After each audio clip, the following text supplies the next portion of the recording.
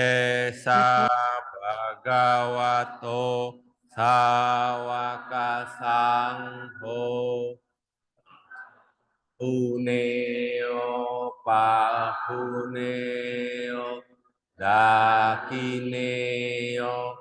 anjalikaraneo anutarang punaketang lokasati.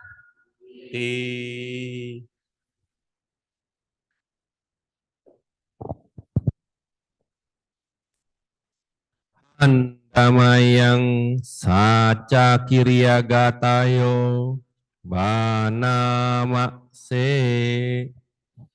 natime saranang anang budome saranang warang etena saca wajena Soti teho tu sabada nati me saranang anyang damo me saranang warang etena saca wajena Tite ho tu sabada time saranang anang sangho me saranang warang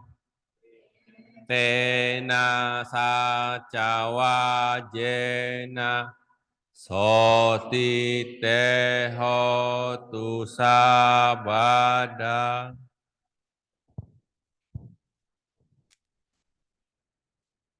Handamayang manggala sutang banamakse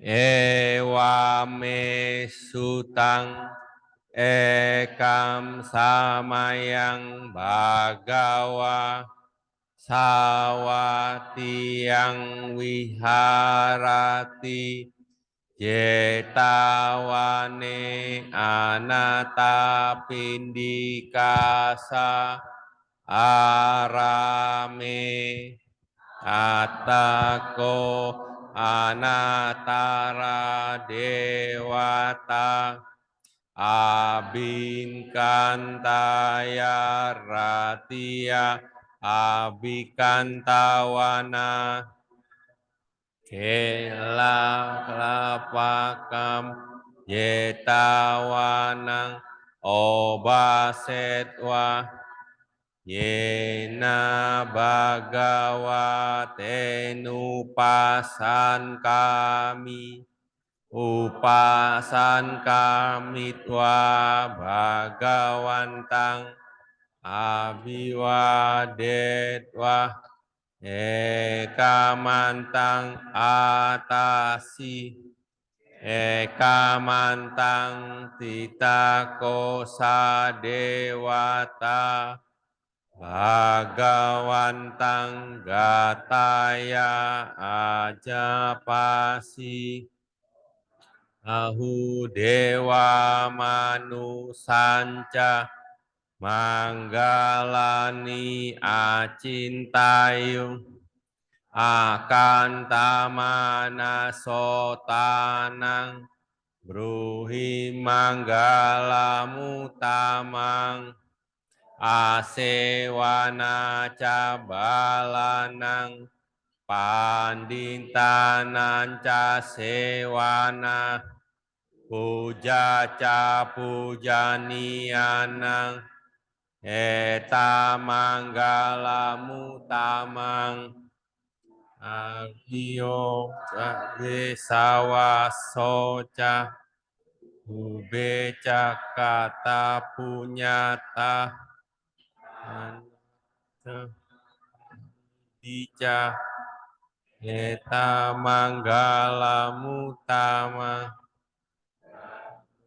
sanca si panca winayo ca susikito Nubasita caya waca eta manggala mutamang mata pitu upatanang utadara sasanggaho anakula cakamanta eta manggala mutamang dananca damacarianca matana mancadanggaho anawajani kamani eta manggala mutamang arati wirati papa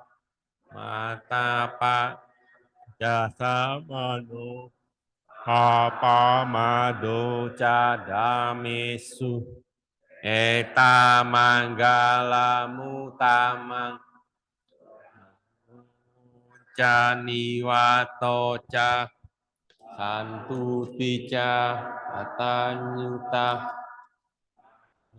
nadama sawan eta manggala mutamang antica soaca sata samananca dasanang kalena dhamma sakaca eta manggala mutamang tapoca brahmacarianca Hariya saca nadasanang bana saca viyanca eta manggala mutamang tasaloka damehi citam yasana kampati asokam wirajam kemam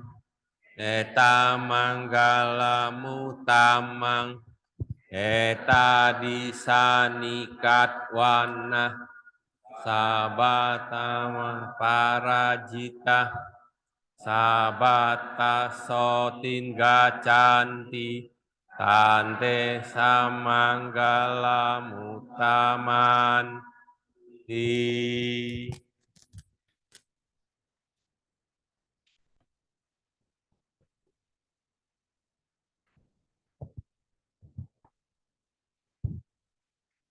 Handamayang Brahma Wihara Paranang Bakaroma se aham sukito homi niduko homi awero homi abja pajo homi anigohomi suki atanam pariharami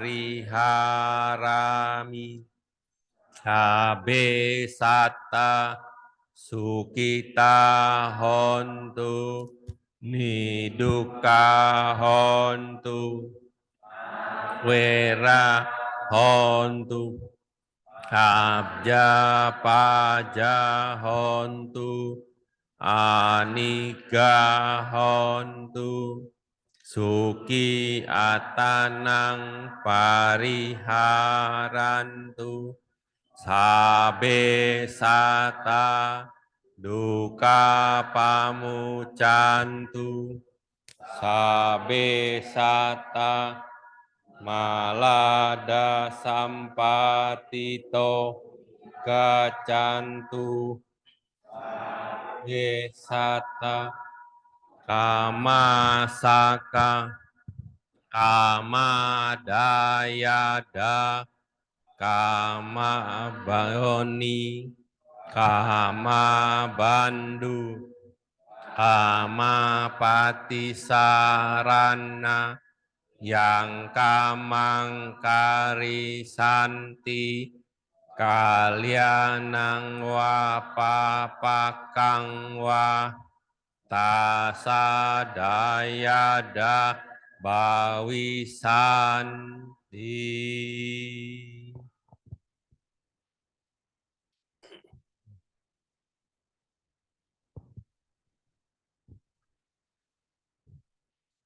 Handamayang abinha pacawekana patang banamakse jaradamoni jarang anatito biadidamoni biadim anatito marana damoni maranang anatito sabehi me piehi manapei manabao winabao kama sakomhi kama dayado mayoni kama bandu kama patisarano kang kamang karisami alianang wa papakang wa tasadayado bawisami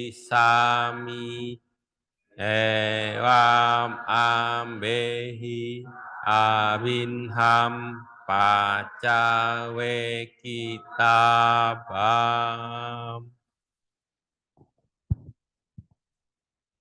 Baik, Bapak Ibu, saudara-saudara yang berbahagia, setelah kita melakukan puja bakti pembacaan Pali Wacana, selanjutnya mari sejenak kita merenung, melakukan meditasi sejenak. Kita lakukan meditasi dengan objek yang biasa Bapak Ibu lakukan sendiri masing-masing. Meditasi bisa kita mulai.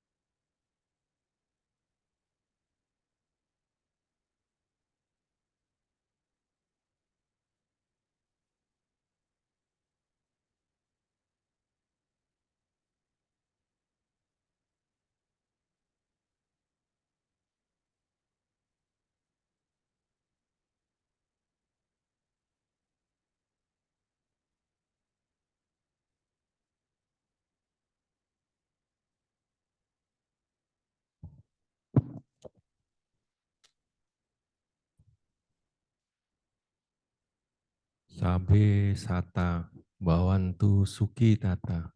Semoga semua makhluk berbahagia. Meditasi dapat kita akhiri. Sadu, sadu, sadu.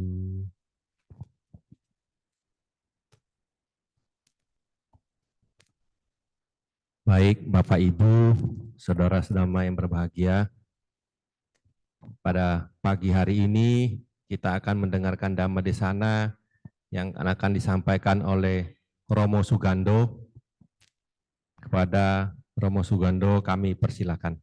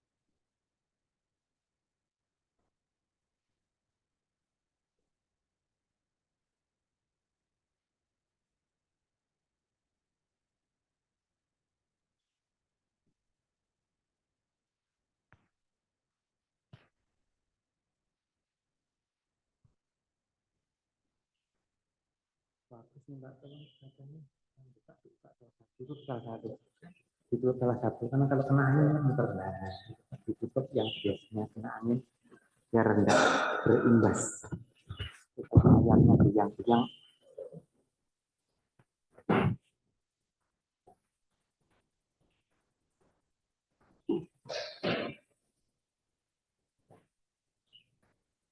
Yang potensinya aja nggak.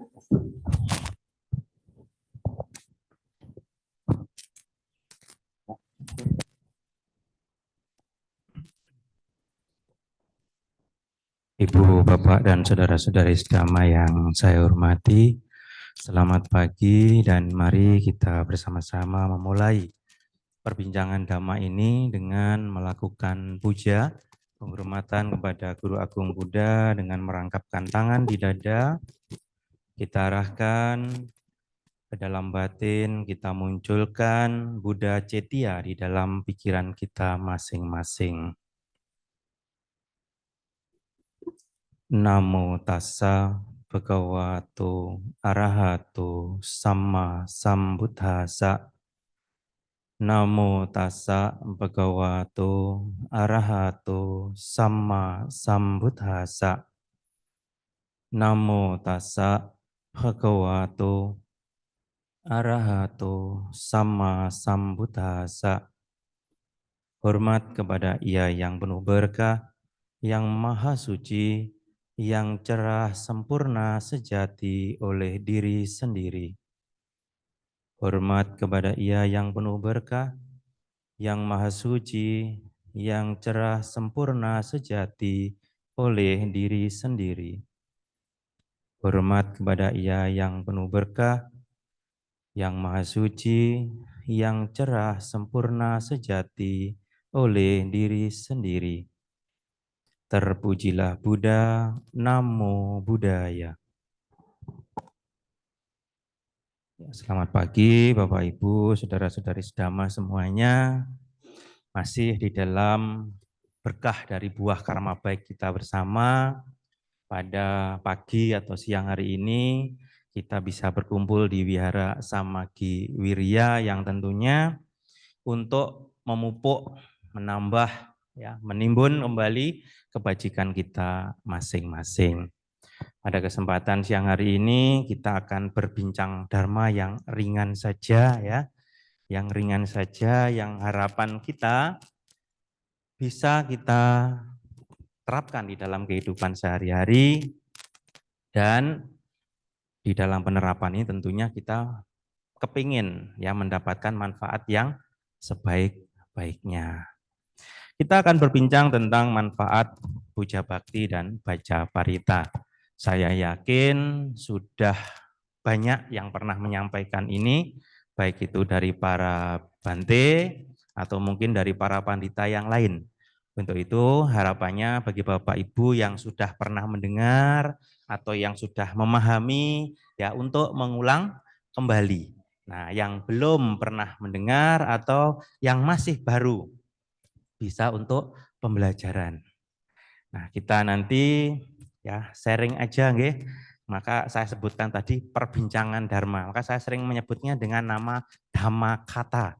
Bukan Dhamma Sakaca, juga bukan Dhamma de sana. Dhamma Kata. Berbincang-bincang Dhamma. Karena dengan berbincang ya ada timbal balik yang nantinya bisa sama-sama paham, bisa sama-sama tahu. Mungkin apa yang saya belum tahu, saya bisa peroleh dari Bapak Ibu. Atau yang sebaliknya, yang mungkin Bapak Ibu belum tahu bisa dapat dari saya ya. Nah, kenapa menggunakan nama manfaat puja bakti dan baca parita? Karena tentunya ada sedikit perbedaan di dalam pelaksanaan puja bakti itu pasti kita ada pembacaan parita, betul? Akan tetapi pada saat kita baca parita tidak semuanya berkaitan dengan puja bakti. Contoh, jika Bapak Ibu diundang mungkin ke rumah teman, ada yang sedang tidak enak badan, dimintain buat baca parita. Atau mungkin kita sedang di rumah duka, kita dimintain baca parita. Itu bukan momen puja bakti.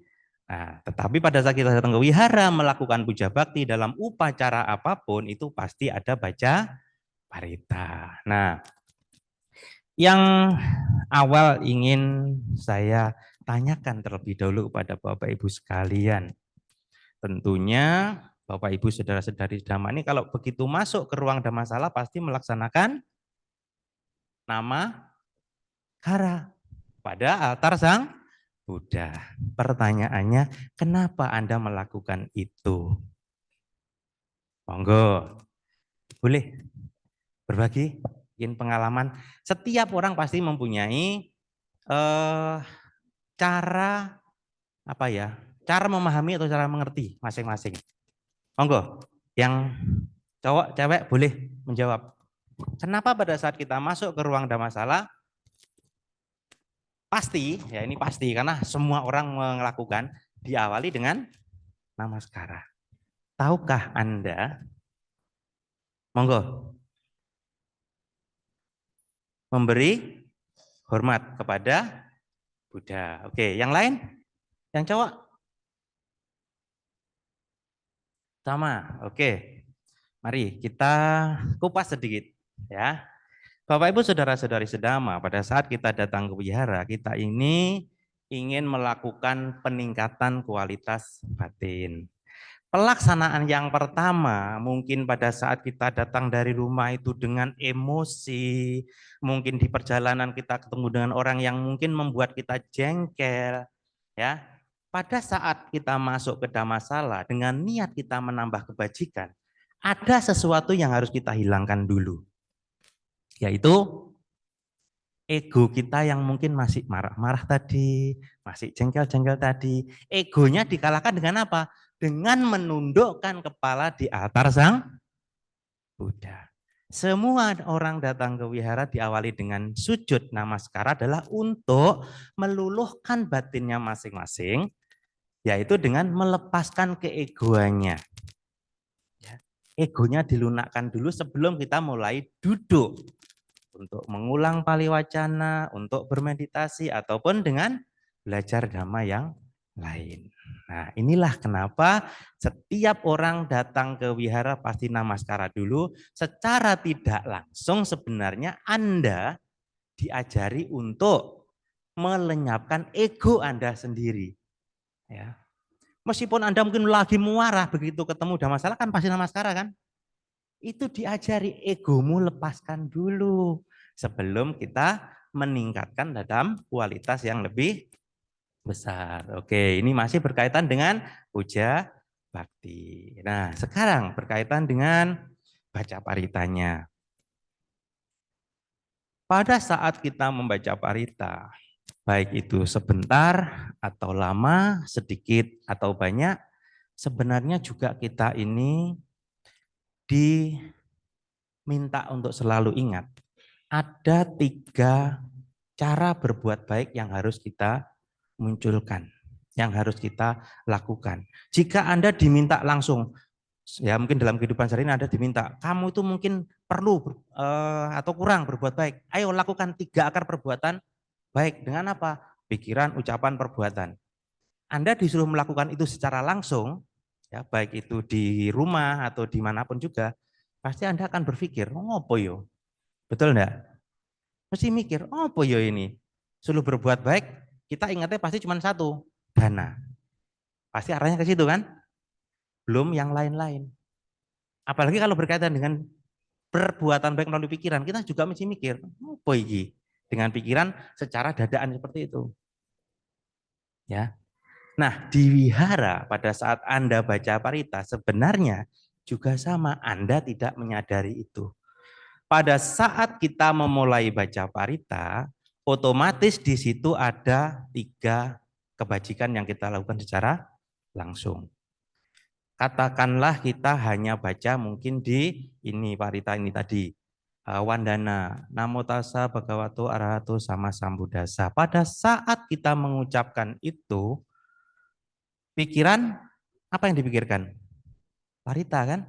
Baik enggak? Baik. Pada saat keluar melalui ucapan, baik enggak? Baik.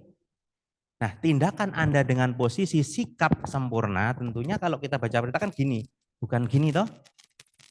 Kenapa saya ambil contoh begini? Ada satu rupang atau patung. Ditempatkan di Wihara Bodhigiri, di bagian bawah namanya tangga langit, itu ada satu rupang, dewa dan dewi. Rupangnya ini duduk jengkengnya apa? Jongkok. Ya. Badannya agak miring, ditambah dengan kepalanya miring, tangannya juga anjali.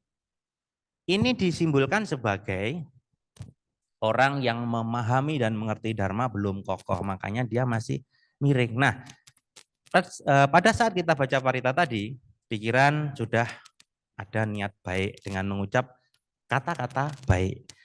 Mulut keluar kata-kata baik, tangan bersikap lurus, badan tegak. Ini juga baik. Secara otomatis Anda melakukan 3 perbuatan baik melalui pikiran, ucapan, dan perbuatan.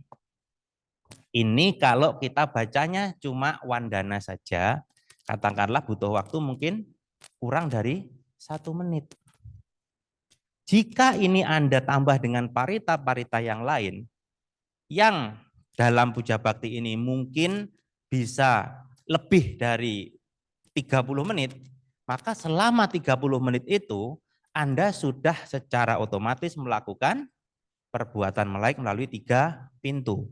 Pikiran, ucapan, dan perbuatan. Inilah manfaatnya kita baca parita. Secara tidak langsung Anda sudah melakukan ini. Banyak orang yang nggak sadar itu. Karena apa? Menganggap puja bakti ini bagian dari tradisi yang sudah ya seperti inilah umat Buddha. Seperti inilah yang dilakukan oleh para penganut ajaran Sang Buddha. Padahal di situ banyak dan besar sekali manfaat yang kita dapatkan. Kita hanya diarahkan, digiring supaya kita ini nantinya ketemu dengan tujuan kita. Apa tujuan kita? Kita belajar Dhamma, pasti tujuan akhirnya ingin mencapai kebebasan kan? Sebelum mencapai kebebasan kita capai yang awal dulu apa? Walaupun kecil ada nilai kebahagiaan. Mau bahagia mana kalau kita tidak ngerti kan begitu? Maka harus mengerti dulu baru kita bisa bahagia. Kebanyakan orang kalau saya tanya, apa manfaat Anda puja bakti? Selalu jawabannya cuma satu. Rasanya seneng, bahagia. Titik.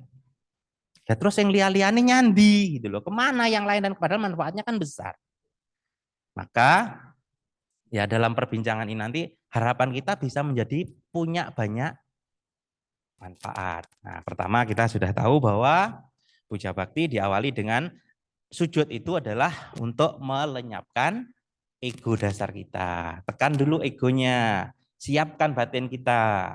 Ya, setelah itu kita pahami, oh ternyata baca parita secara otomatis melakukan 3 akar perbuatan baik. Jika ini sering dilakukan, baik enggak Bapak Ibu? Sangat baik. Apalagi kalau Anda rajin bukan hanya di wihara, juga dilakukan di rumah.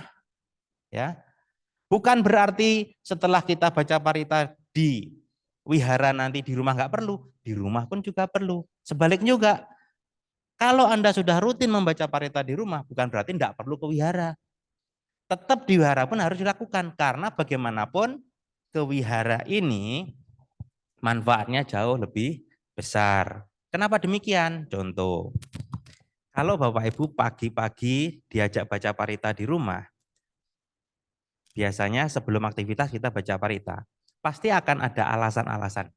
Contoh nih, baca parita nih dikit aja ya, selak siang, belum mandi, belum masak, dan lain-lain.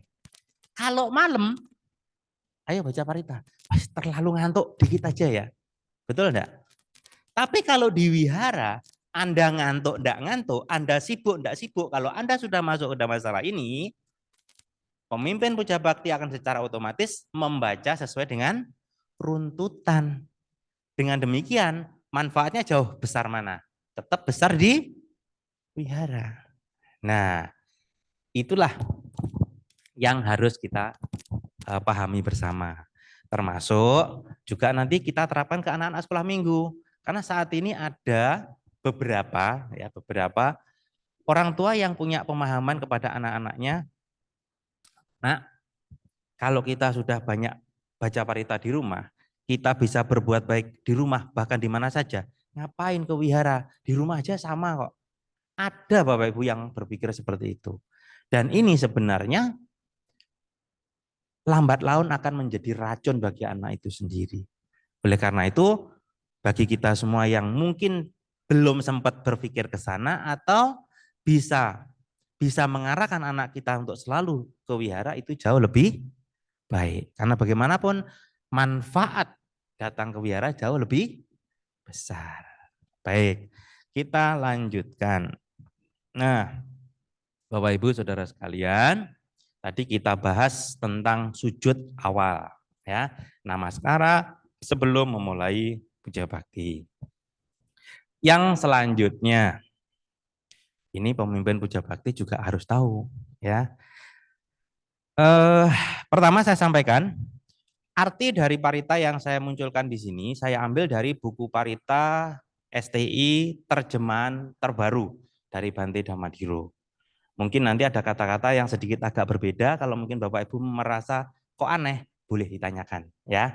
Nah, yang pertama kita bahas dalam kalimat awal dari penghormatan persujudan ini. Pada saat kita memulai puja bakti, arahang sama sambuddho bhagawa budang bhagawantang abiwa demi. Kemudian Anda bersujud. Sekarang muncul pertanyaan lagi. Kenapa setiap kita membacakan kalimat di kelompok nama Karapata ini, kita harus bersujud? Monggo. Yang pertama tadi melepaskan ego tanpa ada ini loh ya. Itu masuk langsung sekarang untuk melepaskan ego. Nah sekarang kita sudah siap nih. Sudah mulai masuk nih. Ya. Tapi pada saat membaca ini, baik itu sujud dengan menggunakan 5 titik tumpu atau pacangga patita, maupun kita hanya merangkapkan tangan dan menundukkan kepala. Kenapa harus melakukan sujud? Monggo, dari cowok. Anda puja bakti sudah lama loh ya. Ayo yang cewek. Monggo, wong diajak diskusi apa tadi bincang-bincang dhamma ben podo-podo untuk manfaatnya kok. Baik. Bapak Ibu Saudara sekalian, sebelum kita paham itu, kita pelajari dulu artinya ya. Arahat adalah sesosok makhluk yang disebut dengan yang maha suci. Sama Sambuddho, ia yang telah mencapai penerangan sempurna dengan upayanya sendiri. Bhagawa, yang berberkah, artinya beliau yang penuh berkah, beliau yang menjadi sumber berkah, beliau yang bisa memberikan berkah. Maka disebut dengan yang berkah. Pada saat kita sudah mengucapkan itu, masuk ke dalam pikiran kita, ada satu niat, ada satu tekad aditana bahwa saya menjadi pembelajar dharma, pempraktek dharma, ingin seperti beliau. Dengan tekad ini semoga aku bisa mencapainya. Maka kita sujud itu ada harapan, ada tekad kita bisa seperti beliau. Sujudnya kita itu buat tekad sebenarnya. Ya.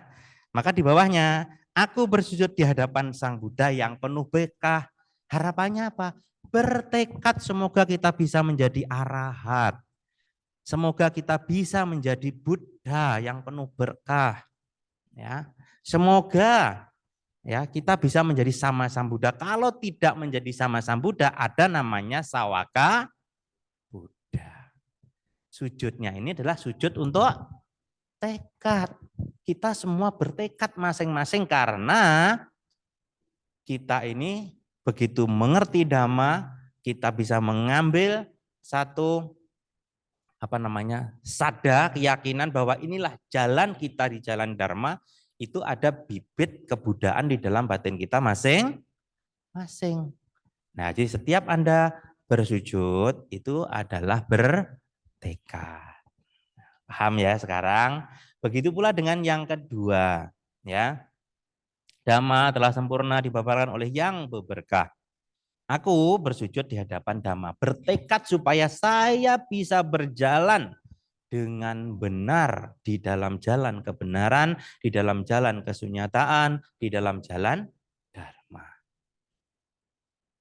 Yang ketiga, Sangga siswa yang berberkah telah bertindak sempurna. Saya bertekad, ya, semoga dengan kekuatan kebajikan melakukan tindakan benar, ucapan benar, perbuatan benar, saya menjadi sangga. Sangga itu siapa sih?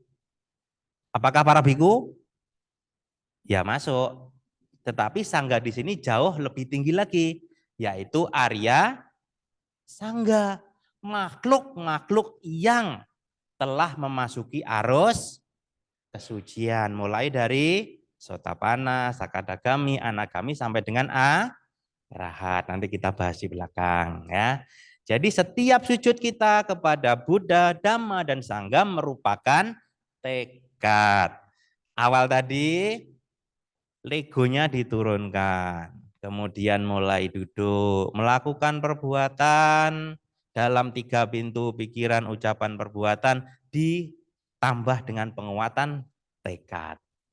Setelah tekad dilakukan, dengan sungguh-sungguh kita menyatakan diri.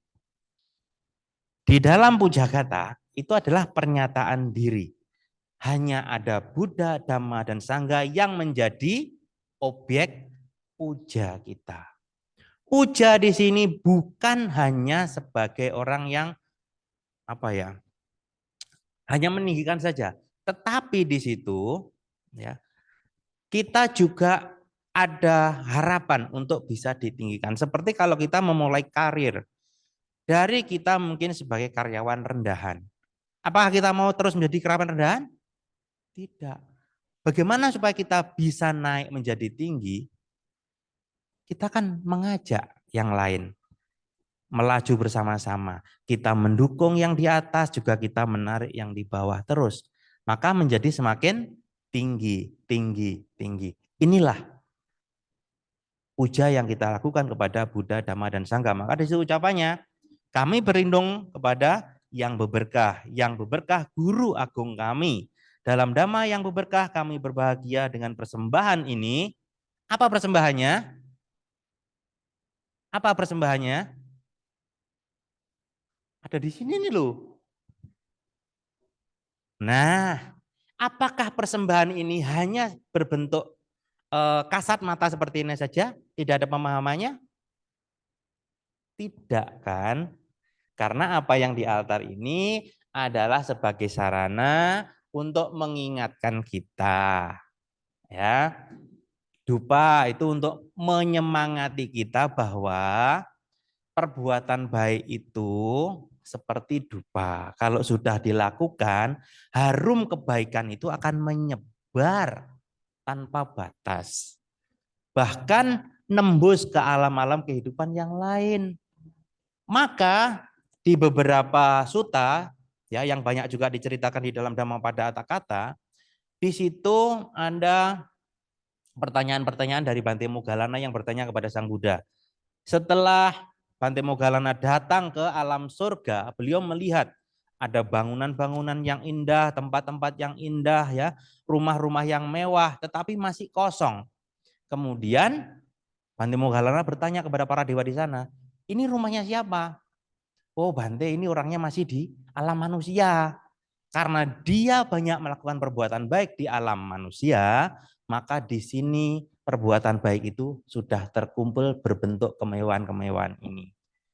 Kemudian Sang Buddha kemudian Bante Moggallana turun ketemu dengan Sang Buddha bertanya, "Bante, apakah betul yang sudah saya lihat tadi?"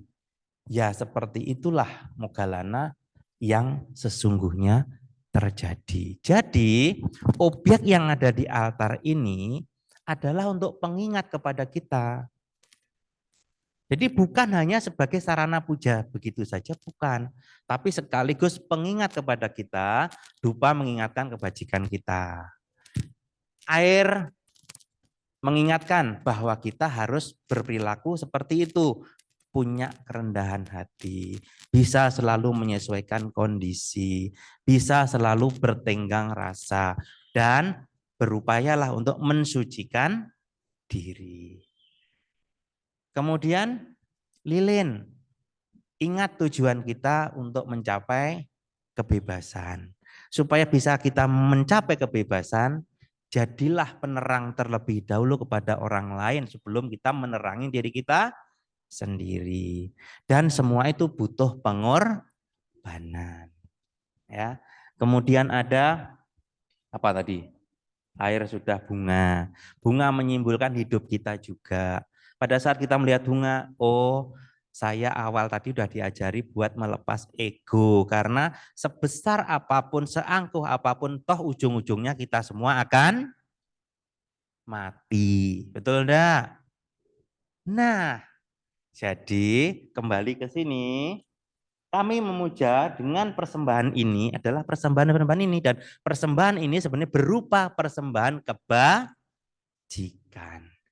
Ya, semoga dengan kebajikan yang saya lakukan, semoga dengan tekad yang saya niatkan, ya, saya pergunakan sebagai sarana puja kepada Buddha, kepada Dhamma, kepada Sangha, karena saya punya harapan untuk bisa menjadi yang berberkah, untuk menjadi yang berkebenaran, untuk menjadi suci.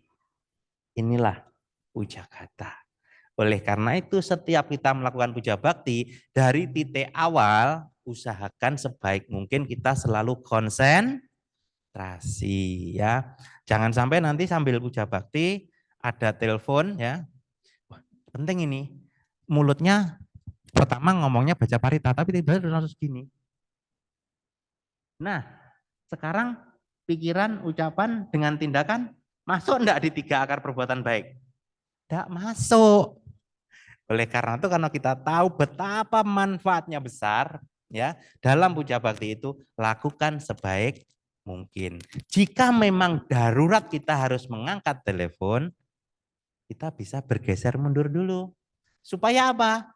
Kita berikan kesempatan kepada lingkungan kita untuk melakukan kebajikannya dengan lebih murni. Karena kalau Anda yang mengangkatnya tetap di situ, nanti tetangga ikut melu-melu loh. Betul enggak? Yo, putih kok malah telepon. Nah, jadi membuat munculnya pikiran buruk. Ya, lanjut. Oke, Bapak Ibu, sekarang kita sampai di sini. Nah, di sini artinya sangat bukan sangat, tapi agak berbeda dengan yang saya tayangkan di depan, ya. Namo tassa di sini mempunyai arti hormat, ya, hormat. Bante Damadhiro dalam bukunya menerjemahkan dalam bentuk persujudan, ya, persujudan. Jadi penghormatan itu kan bisa melalui sujud, namaskara, pradaksina, apalagi merangkapkan tangan di dada, apalagi ya.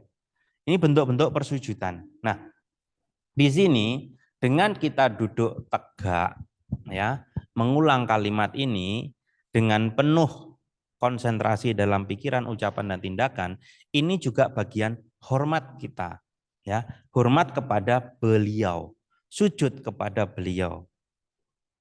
Karena kalau katakan sujud kan kita nggak mungkin tuh namo tasanya terus begini kan nggak mungkin. Nah, sebenarnya persujudan juga ada pengertiannya seperti yang di awal tadi, hormat, ya, dengan tangan yang sikap sempurna, hormat kepada beliau, hormat kepada Buddha yang berberkah Bhagavato, yang maha suci Arahato, yang telah mencapai penerangan sempurna oleh diri sendiri. Pada saat kita mengulang ini, muncul lagi pikiran-pikiran yang jernih, ya, 3 akar kebajikan terulang kembali, ya. Selanjutnya ini juga sama. Nah, di dalam pernyataan perlindungan ini harus betul-betul didasari dengan pengertian. Aku berlindung kepada Buddha. Buddha mempunyai pemahaman kata Buddha sebagai yang berkesadaran. Aku berlindung kepada Buddha, aku harus berkesadaran. Aku berlindung kepada Dhamma, aku harus berperilaku yang benar. Aku berlindung kepada Sangga, aku harus berperilaku yang bersih. Kedua kalinya aku berlindung kepada kesadaranku, aku berlindung kepada kebenaranku, aku berlindung kepada kebersihanku.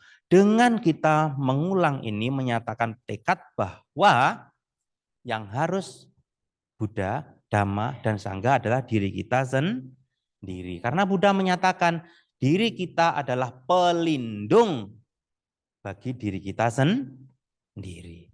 Buddha hanya menunjukkan, ya, memberikan petunjuk-petunjuk untuk bisa menjadi baik, benar, bersih.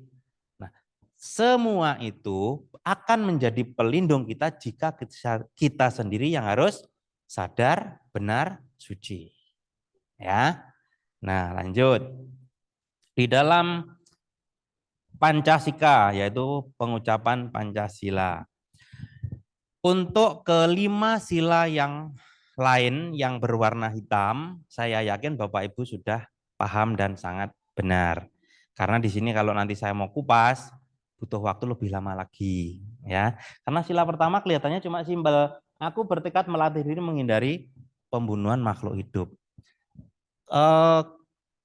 Konotasi apa yang disebut dengan nama makhluk hidup itu ada banyak ciri. Nah, nanti kalau kita ulas lama. Saya tidak akan mengulas lebih lanjut untuk yang satu-satu ini, tetapi saya ingin memberikan satu aja di bagian sila ketiga yang mungkin selama ini ada sedikit arti yang bisa dikatakan menimbulkan pertanyaan. Arti yang lama, kamesu micha cara, ya. Kamesu itu nafsu, micha salah, cara menerapkan. Nafsu yang diterapkan secara salah atau nafsu yang dijalani secara salah. Arti yang terdahulu, kamesu micacara diterjemahkan dengan perbuatan asusila. Kalau Bapak Ibu diminta untuk menjelaskan hal ini kepada anak-anak, kira-kira apa yang bisa Bapak Ibu jelaskan? Katakanlah menjelaskan kepada anak-anak sekolah minggu di belakang sana. Untuk menjelaskan sila ketiga ini, untuk anak-anak tidak gampang kalau kita mengambil arti yang terdahulu, yaitu menghindari perbuatan asusila. Akan tetapi sesuai dengan kalimat kata Pali ini, bisa diterjemahkan dengan berperilaku salah terhadap nafsu. Nafsu di sini terkait dengan semua keinginan yang dimiliki, termasuk misalnya Bapak Ibu ini punya hobi belanja. Kemudian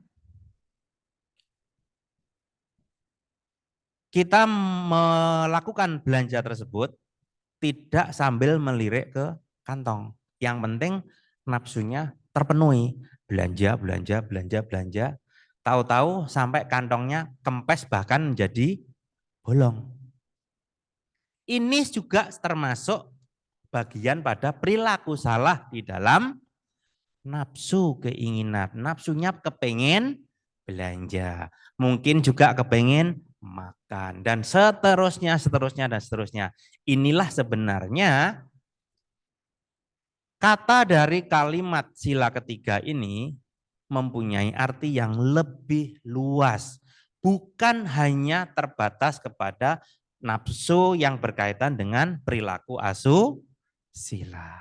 Maka hal ini harus diterapkan oleh semua umat Buddha dari semua kalangan, semua umur. Ya. Nah, jadi sekarang kita harus lebih hati-hati lagi. Ya, kita ingin, tetapi bukan ke perbuatan asusila, tapi inginnya ke yang lain. Hati-hati, itu pun juga pelanggaran sila ke-3. Paham ya? Oke, lanjut. Nah, di dalam Parita Buddha Nusati, ini membutuhkan perenungan yang lebih dalam.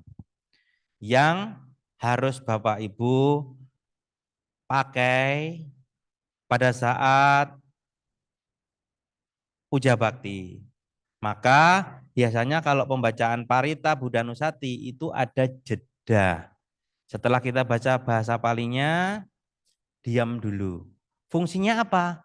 Karena Nusati ya artinya merenungkan. Buddha Nusati merenungkan sifat-sifat luhur Buddha. Ya. Nah, apa saja sifat luhur yang ada di Buddha? Karena itu Sang Bhagawa beliau adalah yang maha suci, gampang dipahami ya. Yang telah mencapai penerangan sempurna oleh diri sendiri, bisa dipahami. Sempurna pengetahuan serta tindak tanduknya. Sempurna menempuh jalan ke nibbana, pengetahu segenap alam, pembimbing manusia yang tiada taranya, guru para dewa dan manusia yang sadar, yang berberkah.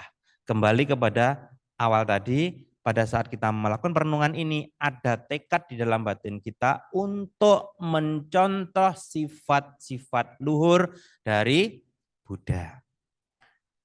Di bagian sempurna menempuh jalan ke nibbana, pengetahu segenap alam. Menurut Bapak Ibu, alam apa saja yang telah diketahui oleh Sang Buddha? Pengetahu segenap alam. Siapa yang pernah belajar dari keyakinan lain terkait dengan sistem awal pembentukan bumi, kemudian terisinya alam semesta, sampai akhirnya mencapai titik kehancuran bumi tersebut. Siapa yang pernah belajar di keyakinan lain mungkin? Atau di keyakinan kita sendiri, yaitu tentang ajaran Sang Buddha. Siapa yang sudah pernah baca? Coba angkat tangan. Belakang geleng-geleng, yang sini. Mosok kok ya blas toh? Nah terus kalau misalnya Anda ditanya oleh teman-teman, katakanlah, siapa manusia pertama menurut ajaran Sang Buddha? Jawabnya piye? Ini kan sering jadi pertanyaan toh di lingkungan kita. Harus belajar, baca kitab Agana Sutta. Ya.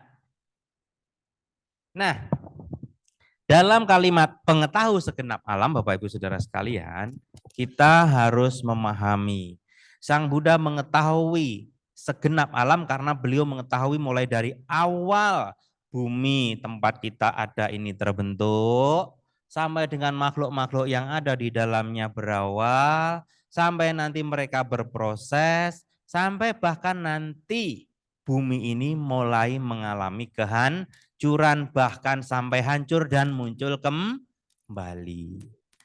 Ini terkait proses dari bumi. Sedangkan makhluk-makhluk dari alam-alam ini, Buddha melihat dari seluruh alam semesta itu terdapat 31 alam kehidupan.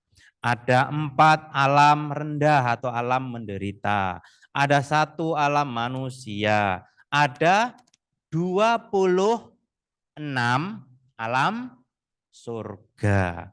Itulah sebabnya kenapa umat Buddha ini jarang sekali ngomongin surga. Betul enggak? Kan kita jarang datang ke wihara. Ayo ke wihara biar masuk surga. Jarang kan? Ayo berbuat baik supaya masuk surga. Jarang juga. Biasanya ayo berbuat baik supaya kita bahagia. Kenapa kalau kita nujunya ke surga, kan surganya kita banyak. Coba kalau umat Buddha diajak, ayo berbuat baik supaya kita masuk surga. Kita bisa tanya, surga sing ndi? Betul enggak? Karena surganya banyak gitu loh. Ya, inilah yang dimaksud dengan Sang Buddha ini pengetahu segenap alam. Baik itu alam kehidupan, yaitu 31 alam tadi, maupun alam yang kita sebut sebagai bumi, tempat beradanya makhluk-makhluk hidup. Ya, mulai dari proses awal terbentukan, berproses sampai dengan nanti hancur kembali. Saya akan bacakan aja ini karena tulisannya kecil-kecil dari belakang jelas tidak kelihatan. Saya aja nggak pati kok. Ya, tercatat di dalam Anggutara Nikaya dalam kelompok 10 Sang Buddha menyatakan ya suatu pernyataan kepada para biku yang berbunyi seperti ini. Segala sesuatu berakar pada nafsu keinginan. Semua itu bisa memiliki keberadaan yang nyata melalui perhatian, kontak, dan menyatu pada perasaan. Yang terpenting dari semua itu adalah konsentrasi, semua dikuasai oleh kewaspadaan. Puncak segala sesuatu melebur di dalam tanpa kematian atau nibbana dan titik akhirnya. Nah, jadi di situ dalam Digha Nikaya Sang Buddha menjelaskan bahwa alam semesta itu berawal dari air, gelap tanpa adanya cahaya, ya. Yang ada hanyalah air. Ini sesuai dengan hukum pembelajaran kalau Bapak Ibu ada di IPA bisa masuk di sini ya. Hal ini tidak bertentangan dengan ilmu pengetahuan yang menyebutkan bumi dahulu terbentuk dan ditutupi oleh air. Pada Anggutara Nikaya, akhir dari alam semesta ini yaitu disebut dalam Sataka Nipata yang diakibatkan oleh musim panas atau kemarau yang panjang. Semakin keringnya maka muncullah matahari kedua, ketiga, keempat, bahkan sampai ke 7. Nah, kita satu matahari aja panasnya minta ampun ya. Nah, kemudian bumi akan lenyap menjadi debu dan bertebaran di angkasa. Matahari yang muncul itu bukanlah baru muncul melainkan sudah ada sebelumnya. Kiamat yang terjadi bukanlah akhir dari kehidupan.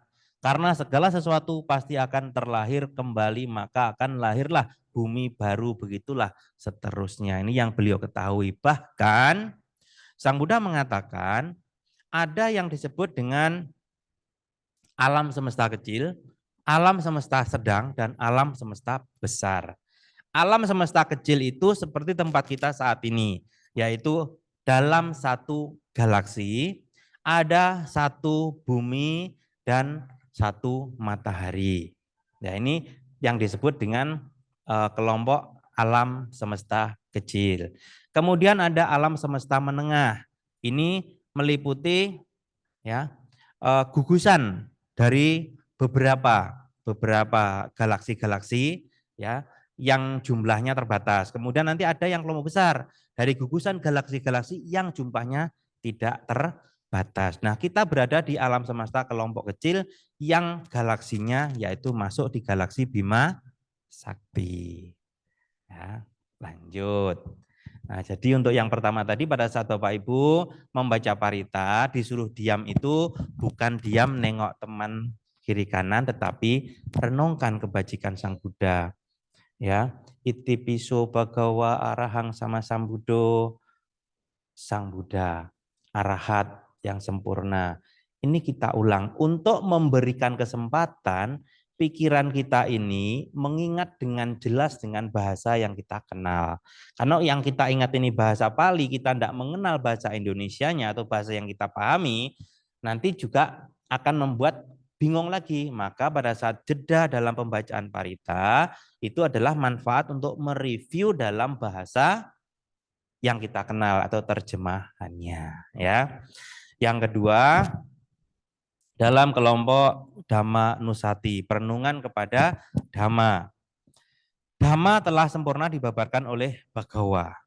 Terlihat amat jelas, tak bersela waktu, mengundang untuk dibuktikan, patut diarahkan ke dalam batin, dapat dihati oleh para bijaksana dalam batin masing-masing. Bapak Ibu Saudara sekalian, terlihat amat jelas. Tentu saat kita melakukan puja bakti, pasti kita sudah melihat Dhamma.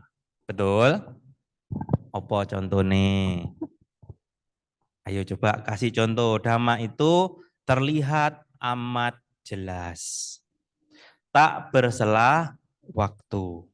Terlihat amat jelas karena segala sesuatu baik yang berkondisi maupun tidak berkondisi adalah Dhamma. Apa yang kita lihat, yang ada di altar, yang ada di sekitar kita, termasuk diri kita ini adalah bagian dari Dhamma. Ya, tak bersela waktu karena Dhamma ini berproses step by step terus. Ya, terus menyambung dan terus menyambung. Seperti halnya pikiran kita yang muncul, proses berlalu, muncul, proses berlalu. Inilah yang disebut dengan tak bersela waktu. Mengundang untuk dibuktikan setelah tahu, oh ternyata ajaran Buddha, ternyata Dhamma itu menarik banget. Di sini kita tahu kan, wah ternyata banyak manfaatnya, menjadikan kita terdorong untuk membuktikan sendiri. Benar enggak sih? Ya, terdorong, termotivasi untuk menyelam lebih dalam ya ke dalam batin kita masing-masing. Yang nantinya pada saat kita sudah berada di dalamnya, kita akan tahu, oh, saya sudah di tataran ini. Oh, saya akan menuju ke sini, ya. Semua itu membuat kita berada di arus Dhamma. Inilah hasil dari perenungan pada sifat-sifat luhur Dhamma. Ya. Lanjut. Yang Sangga Nusati. Nah, Sangga Nusati ini untuk yang 4 baris pertama kita tentu tahu yang disebut dengan baik, ngerti ya? Lurus tahu, benar tahu, patut itu sudah jelas karena patut di sini adalah menjadi panutan. Kemudian disebutkan bahwa mereka itu 4 pasang makhluk. Terdiri dari 8 jenis makhluk suci. Siapa mereka? Tadi di awal sudah disebutkan tentang Sangga. Yaitu 4 pasang makhluk itu terdiri dari Sotapana, Sakadagami, Anagami, dan Arahat. Ini adalah kondisi kesucian. Kemudian siapakah yang bisa mencapai kondisi ini? Semua makhluk yang dengan daya upayanya, dengan kebajikannya, dengan paramitanya mengalahkan kondisi-kondisi 3 akar perbuatan buruk, yaitu keserakahan, kebencian, dan kegelapan batin. Pada tahap awal dia masuk arus yang namanya Sotapana. Di kelompok Sotapana ini, di pasangan Sotapana ini ada 2 yang namanya Sotapati Maga dan Sotapati Pala. Ya. Nanti di kelompok kedua juga begitu, mulai masuk ya ibaratnya orang mau masuk arus itu ya, kita mau masuk dalam satu ruangan, itu kita baru sampai pintu. baru sampai pintu udah tahu, oh saya sudah melaju ke Sotapana. Maka ia akan menjadi semakin mantap untuk mengalahkan. Salah satunya adalah namanya Silabata para massa. Pengetahuan-pengetahuan yang membuat keterikatan terhadap apa namanya tradisi-tradisi. Tuh. Kemudian di Sakadagami juga sama, ada dua, Sakadagami Maga dan Sakadagami Pala. Anagami juga ada dua, Anagami Maga dan Anagami Pala. Dan terakhir yang tertinggi adalah Arahata Pala dan Arhata Maga dan Arhata Pala. Inilah yang disebut dengan 8 jenis makhluk suci. Semua orang, semua makhluk, kalau sudah masuk ke tataran ini, maka ia ini akan menjadi ladang yang subur. Maka dikatakan di bawahnya, kalau sudah masuk ke sini, ia akan menjadi orang yang patut menerima pujaan, patut untuk dipuja, dihormati, diberikan persembahan-persembahan atau suguhan, ya. Dan ini menjadi lapangan untuk menanam jasa kepada makhluk-makhluk di seluruh dunia ini. Bapak Ibu Saudara sekalian, di kehidupan saat ini sangat sulit untuk bisa melihat siapa yang sudah masuk arus ini. Atau mungkin Bapak Ibu ada yang sudah merasa, coba di sini siapa yang sudah merasa? Saya sudah Sotapana Pak gitu. Coba ada yang tahu? Ada enggak? Ya, kita biasanya rata-rata baru nyampe di soto panas aja. Ya, Sotapananya belum ya. Oleh karena sulitnya mengetahui orang yang sudah masuk arus, baik itu Sotapana maupun yang lebih tinggi, maka akhirnya kita tidak mau buang waktu mencari. Karena tidak mau buang waktu mencari, maka yang kita upayakan adalah setiap ada orang yang berperilaku baik sesuai dengan norma agama, sesuai dengan norma hukum, maka kita melakukan penghormatan, selalu berucap dengan baik, bertutur kata yang baik. Kalau kita punya, kita berikan atau persembahkan. Contohnya kepada para biku. Sering juga yang bertanya, Pak, itu biku-biku sudah suci semua belum? Wah, kalau sampean tanya ke saya nggak bisa jawab. Lebih baik tanya sendiri kepada bantenya. Saya biasanya gitu, ya. Karena saya yakin bantenya pun nggak akan bisa menjawab atau bahkan tidak boleh menjawab. Oleh karena itu kita saat ini bisanya hanya menganalisa sesuai dengan pemahaman dan pengertian dharma kita untuk melihat, oh orang ini pelaksanaan dhamanya baik, moralitasnya baik, praktek kesehariannya baik. Oh ini patut untuk dilayani, patut dihormati, patut dipuja, ya. Dan saya yakin ini akan menjadi ladang jasa. Nah, itulah Bapak Ibu yang bisa kita lakukan di kehidupan saat ini. Maka dari Buddha, Dhamma, dan Sangganusati ini, setiap kita membaca parita, dikasih jeda berhenti, tujuannya adalah untuk mereview, melakukan perenungan dengan bahasa yang kita pahami. Ya. Terakhir, sampai saja kiriya saja, karena saya yakin nanti kalau diperpanjang jenengan pasti akan terasa nggak nyaman. Ya, semakin tidak nyaman, semakin tidak ada yang masuk, kan rugi. Oke. Sampai saja kiri aja, langsung ke artinya. Bapak Ibu Saudara sekalian, di sini adalah satu pernyataan tekad. Kalau tadi yang pertama, Budang Saranang Kecami, itu tekad untuk kita. Semoga saya, ya, atau pernyataan berlindung itu tekad untuk kita. Semoga dengan kesadaran ini saya mendapatkan perlindungan dari kesadaran dari Buddha. Sedangkan di dalam Saca Kiryagata ini adalah kita ini diajarkan untuk berbagi. Bahkan tanpa kita sadari, kita ini sudah diajari untuk tidak melekat dan tidak boleh punya ego. Maka artinya tiada perlindungan lain bagiku, Buddhalah pelindungku nan luhur, menyatakan diri.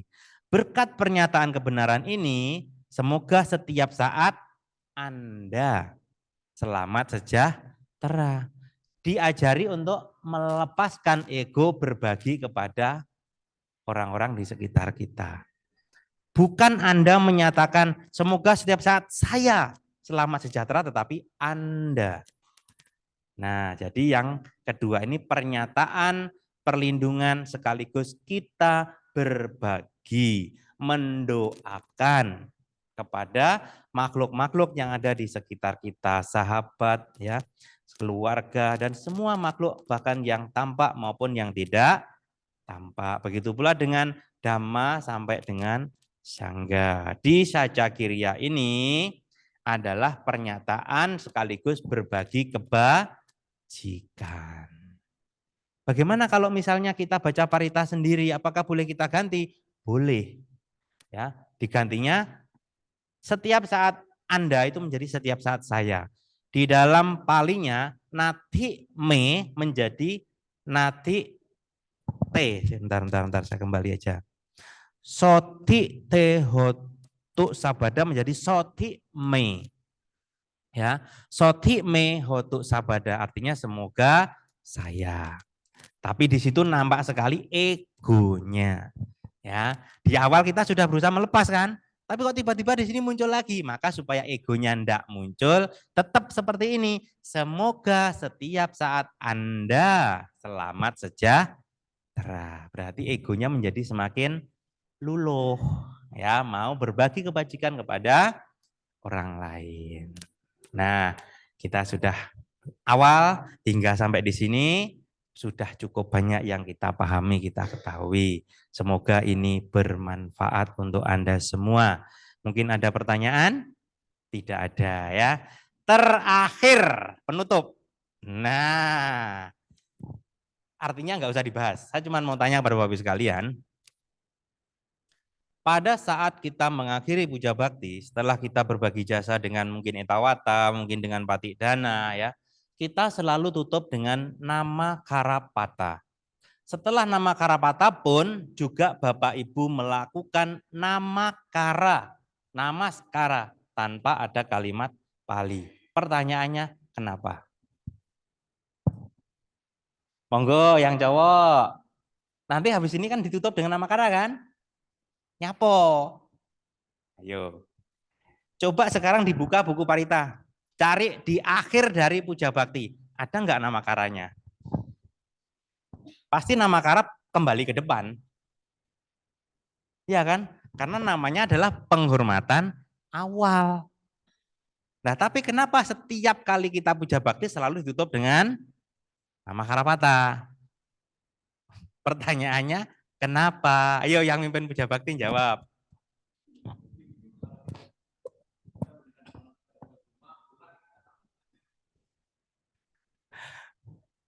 Ya, sebenarnya bisa masuk ke situ, akan tetapi bisa kita terjemahkan lagi.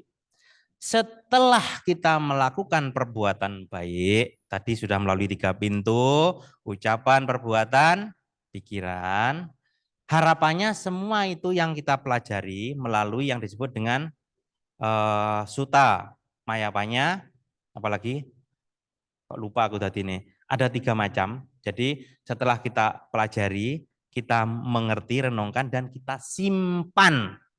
Penutup itu nge-save, di-save. Ya, di-save supaya ini menjadi bekal kita ndak bocor lagi. Dan nanti bulan depan kita buka lagi dengan lepaskan ego lagi. Bulan depan, minggu depan, kelamaan 1 bulan ya. Lepaskan ego lagi, dan lanjutkan lagi, ditutup lagi. Atau bisa juga dengan kata-kata tadi. Nah, kalau dengan kata-kata tadi, bisa kita muncul pertanyaan lagi. Sudah ditutup dengan nama Karapata, kenapa kok masih nama Skara sujud lagi? Atau nama Skara saja tanpa arahang? Betul enggak? Ya kan? Sadar enggak Bapak Ibu melakukan itu? Ini rata-rata begitu loh. Sudah ditutup dengan nama Karapata. Tapi nanti selesai nama Kara, Anda masih sujud lagi. Nah, Untuk nama kara yang pertama, yang masih ada arahangnya adalah untuk mengesave, menyimpan, dan meluluhkan seluruh ego kita. Semoga dengan apa yang saya lakukan ini, semua menjadi timbunan kebajikan saya. Semoga ego saya menjadi lebih tipis lagi. Nah, ini arahang sama Sambudo. Yang terakhir baru itu bisa disebut dengan pamitan tadi. Itu, okay. Nah, selain itu Bapak Ibu, melakukan namakara itu perlu dipahami dan dimengerti, serta bisa Bapak Ibu bandingkan. Kenapa kalau kepada altar Sang Buddha, altar kan, dengan objek Buddha Rupang, patung, kita dengan serta-merta mudah untuk melakukan sujud. Kepada para biku, kita kenal enggak kenal, apalagi kalau kita tahu beliau wasanya tinggi. Dengan luluh kita melepaskan ego kita bernama Sekara kepada mereka. Betul? Tetapi kepada ayah dan ibu kita yang telah berjasa besar kepada kita, apakah kita juga demikian? Ayo, perlu Anda renungkan dan silakan diambil keputusan sendiri. Karena Buddha mengatakan ayah dan ibu sama dengan arahat yang ada di rumah kita masing-masing. Terima kasih, semoga bermanfaat. Saya akhiri dengan semoga semua makhluk berbahagia, sabe sata bawantu sukitata. Sadu, sadu, sadu. Mau dikasih kesempatan bertanya, enggak bertanya. Ditutup malah bertanya, gimana ini?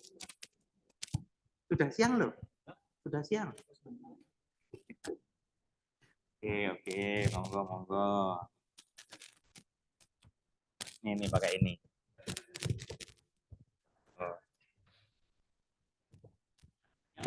Iya. Terima kasih Romo. Saya dari dulu penasaran dengan ada literatur yang pernah saya baca bahwasannya bumi yang kita tempati sekarang ini, Bima Sakti ini, seperti yang disabdakan oleh Sang Buddha, hanya berumur 5.000 tahun. Nah, kalau sekarang 2024 berarti kurang 2.986, kira-kira seperti itu. Nah, sebelum muncul Buddha baru, umurnya sudah 5.000 ini. Nah, kira-kira apa ya Romo? Landasannya mungkin Sang Buddha bisa menafsirkan kalau orang lain ngomong kiamat sudah dekat, kita kan tidak ada versi itu.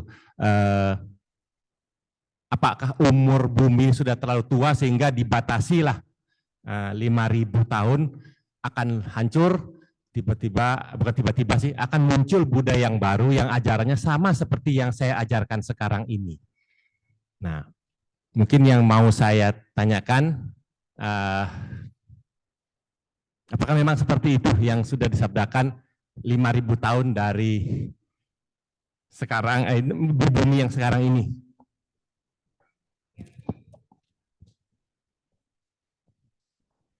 Oke, Bapak Ibu Saudara sekalian, ini pertanyaannya sebenarnya yang bisa menjawab yang jurusan matematika ini.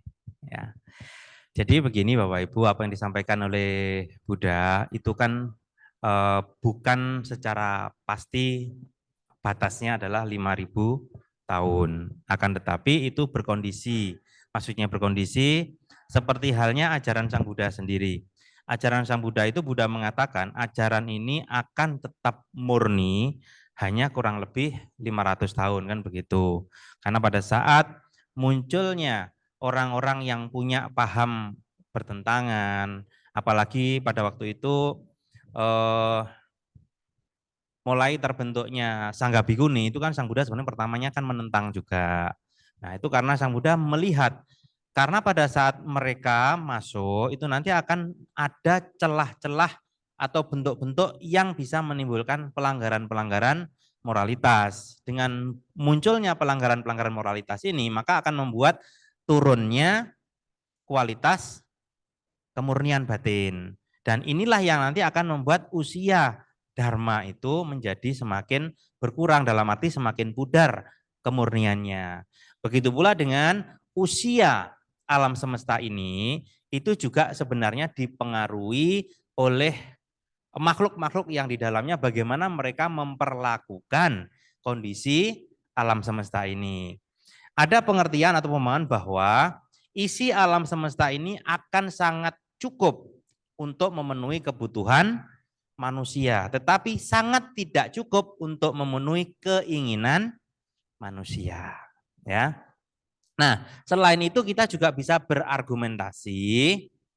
Di dalam Agana Sutta diceritakan bahwa suatu saat usia manusia itu akan menurun sampai ke titik yang paling rendah, di mana rata-rata usia manusia itu hanya 5 tahun usia perkawinan dan usia keseluruhan 10 tahun.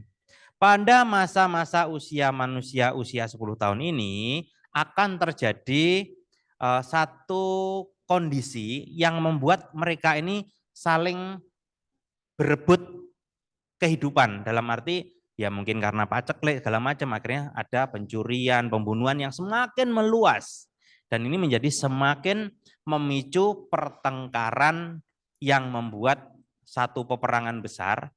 Ya, mereka saling membunuh, tidak peduli saudara, orang tua, dan ada makhluk yang kemudian merasa eman kelangan nyowo, dalam arti takut mati.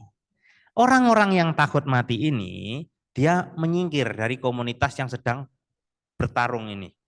Menyingkir, setelah menyingkir mereka ini mempunyai pemahaman, kalau kita terus-menerus melakukan keburukan, maka keluarga kita, silsilah kita itu akan habis. Mari kita beretikat baik. Coba jangan menyakiti, jangan membunuh. Nah, orang-orang yang punya pemahaman seperti ini kemudian mereka terapkan, kembangkan cinta kasih dengan hanya tidak membunuh. Usia dari anak-anak mereka kemudian meningkat, ya, menjadi lebih panjang. Orang-orang yang usia yang lebih panjang ini melihat kondisi orang tuanya yang lebih pendek dan sekarang dia lebih panjang karena tidak membunuh, maka mereka kembangkan, ayo sekarang jangan mencuri. Saling berbagi saja kalau kita butuh, tidak perlu mencuri. Usia generasi selanjutnya lebih panjang. Di situ hingga akhirnya kualitas kebajikan, moralitasnya menjadi semakin tinggi hingga usia generasi selanjutnya menjadi semakin panjang. Dan di Agana Sutta diceritakan bahwa pada saat kualitas usia manusia mencapai titik tertinggi, yaitu usia 80.000 tahun, baru ada kondisi masyarakat ini hanya punya penyakit satu, yaitu lue. Ya, lapar itu udah penyakit. Gitu loh. Dan pada masa itu muncullah Buddha yang baru di bumi ini, yaitu Buddha Metteyya atau Buddha Maitreya. Ya. Nah, setelah Buddha Maitreya ini muncul mengajarkan dharma yang sama seperti yang diajarkan oleh Buddha Gautama ini, berjalan dalam waktu yang sangat lama lagi, maka usia manusia menjadi menurun lagi. Hingga akhirnya pada satu masa yang mungkin dalam pada kondisi waktu itu termasuk sistem rotasi bumi pun juga sudah mengalami pergeseran peredarannya. Karena saat ini pun kita sudah merasakan kan, peredaran garis khatulistiwanya sudah berubah segala macam. Ini menjadi semakin kacau, sehingga karena rotasi bumi ini semakin kacau, kita tidak hanya ketemu satu matahari yang menyinari bumi ini, ketemu lagi dengan matahari dari galaksi lain ikut menyinari bumi kita ini. Tentu suasananya menjadi semakin panas. Rotasinya menjadi semakin kacau lagi, ketemu lagi. Tadi saya katakan matahari kedua, ketiga, sampai dengan ketujuh. Yang tentunya makhluk-makhluk pada waktu itu udah nggak ada.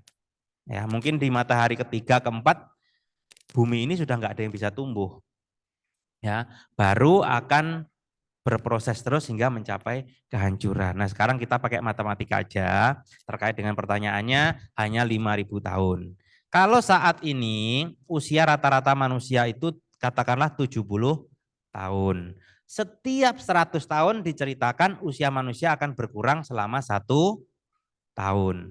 Nah, dari 70 tahun untuk menuju ke titik 0 10 tahun itu kira-kira butuh waktu berapa lama? Silakan nanti dikalikan sendiri ya. Ya. Terus kemudian nanti dari usia 10 ini naik lagi ke 80 tahun kira-kira berapa lama? Itu bisa kita ambil perbandingan dengan mungkin makhluk-makhluk yang lahir di alam surga. Ya, alam surga ini katakanlah di surga Tusita, bukan Tusita, paling rendah itu apa namanya paling rendah kok lali aku. Di bawahnya Tawatingsa yang sering berantem dengan makhluk Asura itu. Itu kalau nggak salah hampir 100 tahun usia manusia di sana hanya 1 hari 1 malam. Kita bisa perbandingan itu. Jadi untuk menjawab pertanyaan itu silakan dikalikan aja. Untuk bisa turun bisa naik itu kira-kira 5.000 tahun itu cukup enggak? Kalau enggak cukup berarti itu hanya perkiraan jika kualitas moralitas manusia ini menurunnya sangat cepat, sangat drastis ya kemungkinan itu menjadi semakin pendek. Tapi jika moralitas ini bisa ditekan dan bisa ditingkatkan, mungkin juga menjadi semakin panjang. Itu jawabannya. Terima kasih. Terima kasih Bapak Ibu. Semoga ini bermanfaat. Terakhir saya tutup dengan terpujilah Buddha, Namo Buddhaya.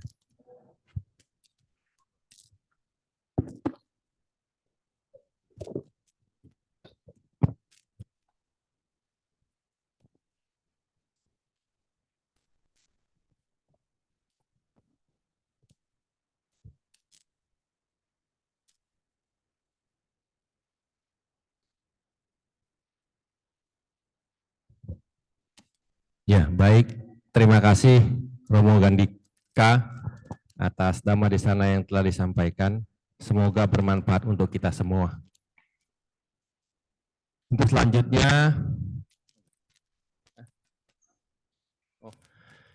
selanjutnya kita menyanyikan lagu kebangsaan Dana Paramita.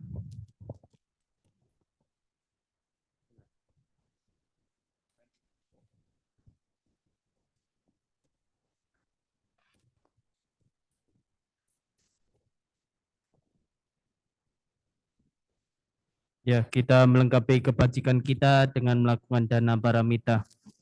Marilah kita berdana untuk kepentingan dhamma. Semoga kita diberkahi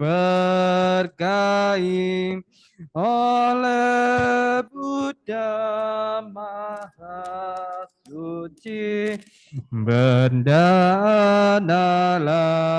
kita semua dengan hati ikhlas rela. Semoga karma baik kita dirahmati Sang Triratna. Marilah kita berdana untuk kepentingan dhamma. Semoga kita diberkahi oleh Buddha Maha Suci. Berdanalah kita semua dengan hati ikhlas rela. Semoga karma baik kita dirahmati Sang Triratna.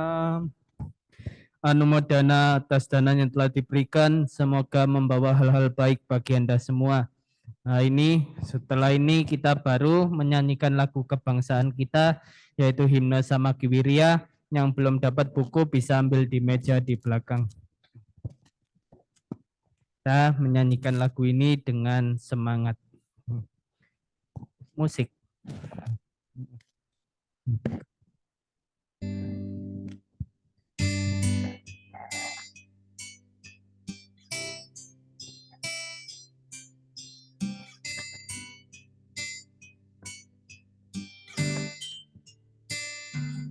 Bersatu sehati kita melangkah, dibimbing oleh Dharma Sang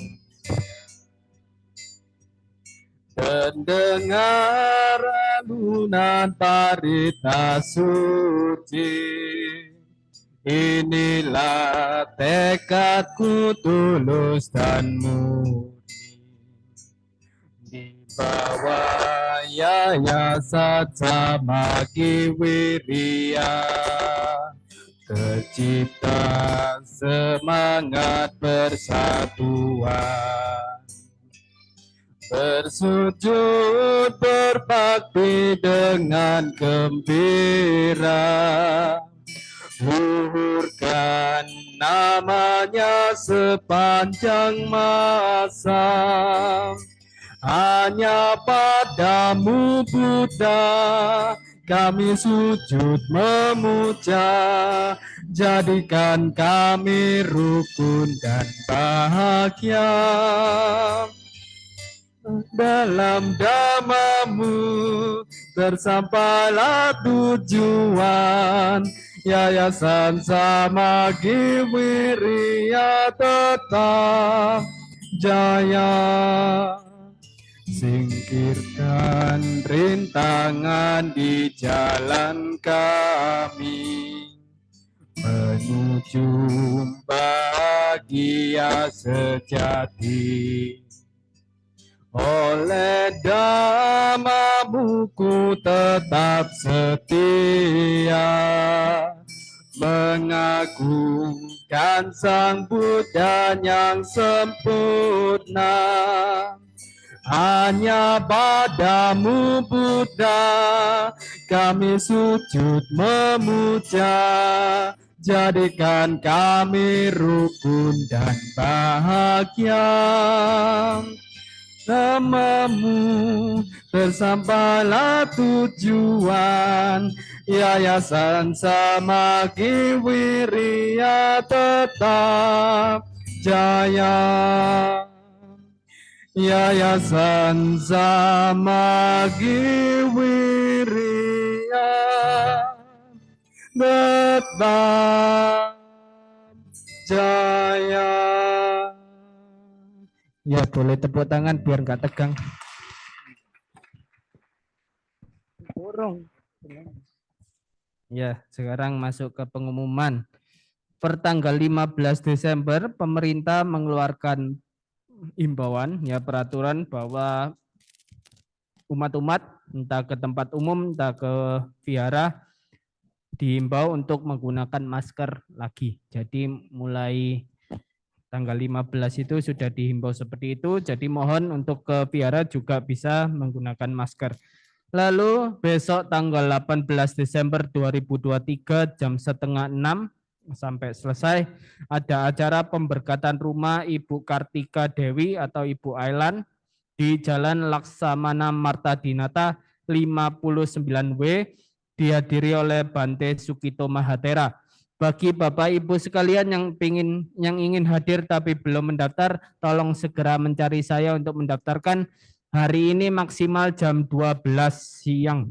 Ya, jadi saya harus segera mendaftarkan. Nanti kalau takut telat dikit ya enggak apa-apa, pokok segera mendaftarkan namanya ke saya. Lalu minggu depan Puja Bakti diisi oleh Atasilani Hitaratini dan juga dipimpin Puja Baktinya oleh Atasilani, dan di SMP juga ada Samanera, sehingga ada dana makan untuk 2 Atasilani dan Samanera. Lalu tanggal 31 Desember Vihara Samagi Wirya mengadakan puja pelita. Bagi yang belum mendaftar bisa mencari saya juga. Nanti prosedurnya bisa bertanya kepada saya. Ya, demikian saya kembalikan ke pemimpin Puja Bakti.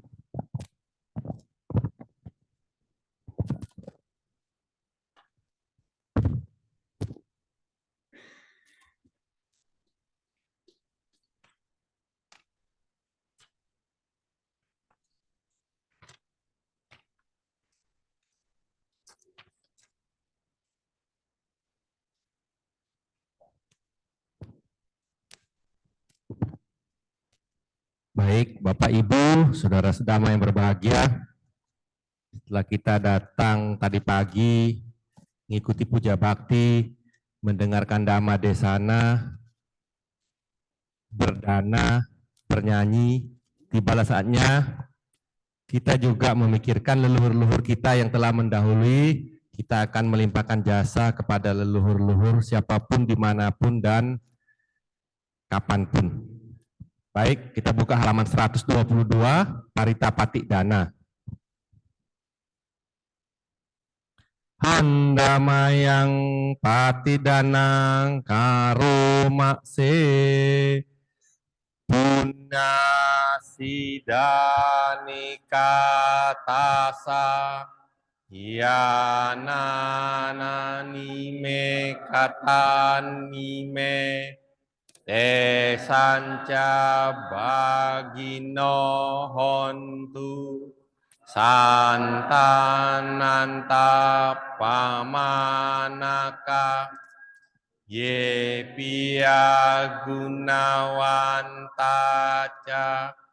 mai hamata pita dayo ditame capya ditawa mayam mata pitwe diro sabya sudo dikawasi yesunya tatuyo nika pance katu wokara samsaranta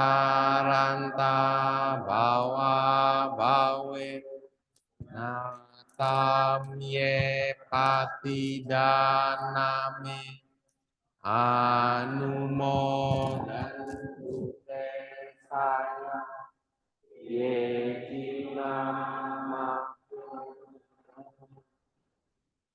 ye desa diwedayu maya punyana anumodana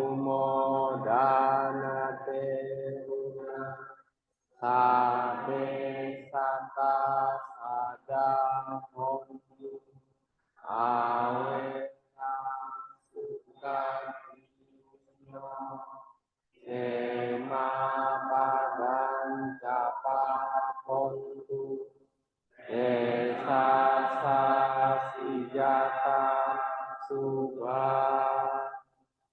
Semoga jasa-jasa yang kulakukan kini atau di waktu yang lain melimpah kepada semua makhluk, tiada batas, tiada hingga, yakni kepada mereka yang kukasihi, yang berjasa seperti ayah dan ibuku, pada mereka yang kukenal ataupun yang tidak, dan kepada mereka yang bersikap netral atau bermusuhan, makhluk-makhluk yang berada di alam semesta, di ketiga alam, keempat jenis kelahiran, terdiri dari 5, 1 ataupun 4 gugusan pembentuk, yang mengembara di alam besar dan di alam kecil.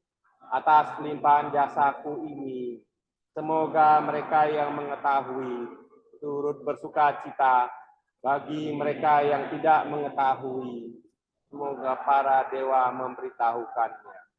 Berkat ikut bersuka cita atas jasa-jasa yang kulimpahkan ini, semoga semua makhluk senantiasa bebas dari kebencian, serta hidup dalam kebahagiaan. Semoga mereka mendapatkan dalam kedamaian. Semoga cita-cita luhur mereka tercapai. Sadu, sadu, sadu.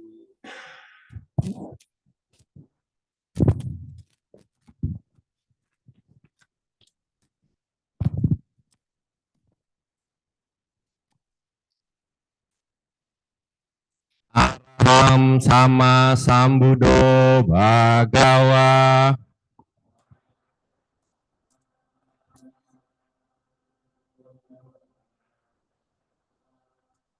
Budang Bagawantang Abiwademi.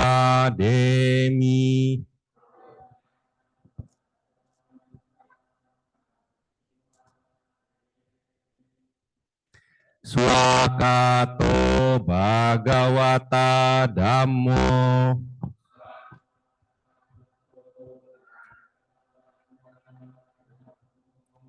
Dhammang namasami.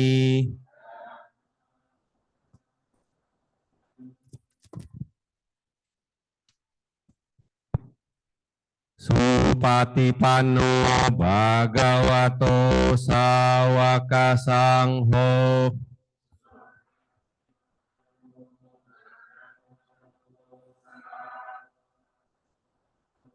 Sanghang namami.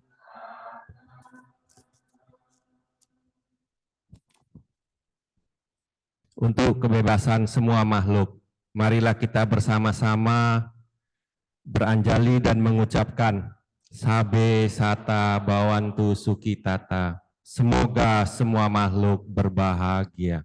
Sadu, sadu, sadu.